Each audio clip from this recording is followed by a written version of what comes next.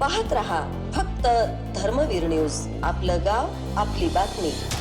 धन्यवाद भाऊ. आपण हे सगळं करत असताना सातत्याने आपल्या मतदारसंघातल्या कामाच्या संदर्भातली आपली भूमिका घेऊन पुढे येत असता, काम करत असता.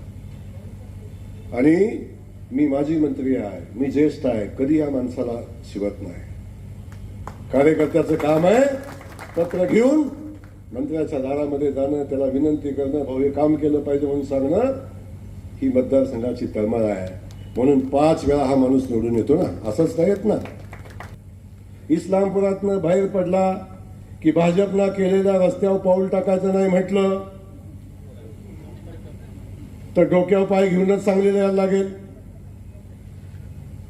इथं पोचेपर्यंत, घरात पुन्हा जाईपर्यंत भारतीय जनता पक्षाच्या माध्यमातून आदरणीय मोदीजींच्या, गडकरी साहेबांच्या नेतृत्वाखाली, देवेंद्रजींच्या नेतृत्वाखाली झालेल्या रस्त्याचं जाळं आपण सगळेजण बघतोय.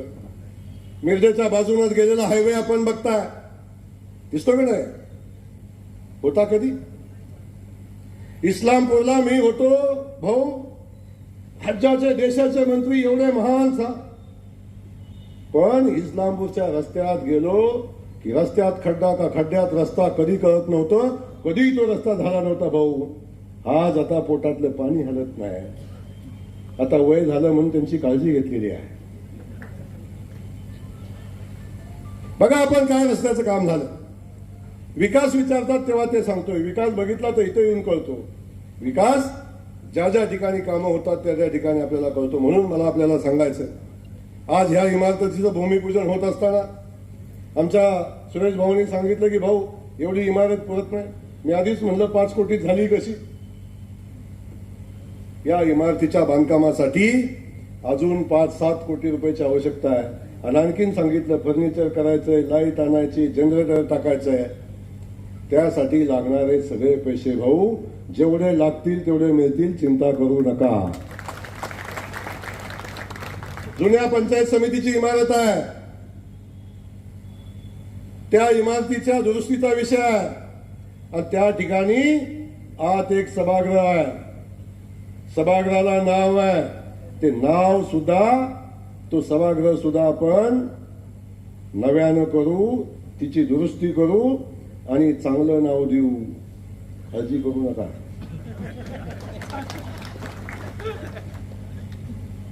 कारण तुम्हाला जरी काळजी नसली तरी आम्हाला वसंतदादांची काळजी आहे.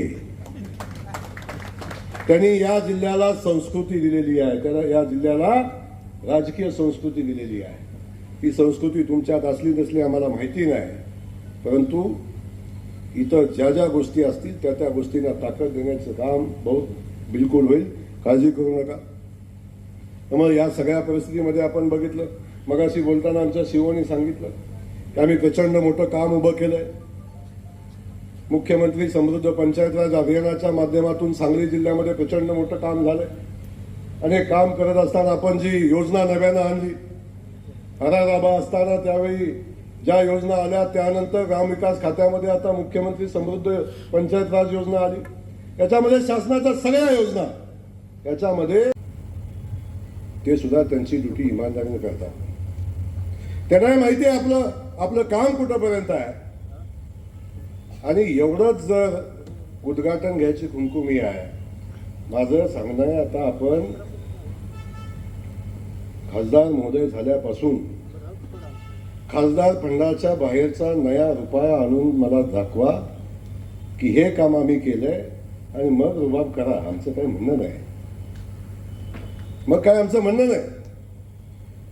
आणि जो करतो त्याला श्रेय घ्यायलाही हरकत नाही.